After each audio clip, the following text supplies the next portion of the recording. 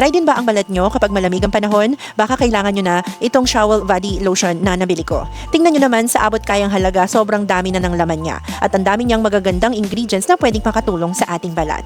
Everyday ko siyang ginagamit dahil isa sa favorite ingredients na meron siya ay ang vitamin E. Super helpful lalo na kapag sensitive at madaling mag-dry ang skin ko tuwing malamig ang panahon. Tingnan nyo naman kung paano niya ina-apply at biniblend sa skin ko. May healthy glow effect, parang mas smooth at fresh tignan ang balat. Ibang level talaga kapag may vitamin E ang mga body lotion natin dahil tumutulong ito mapanatiling healthy, hydrated, moisturized at smooth ang skin.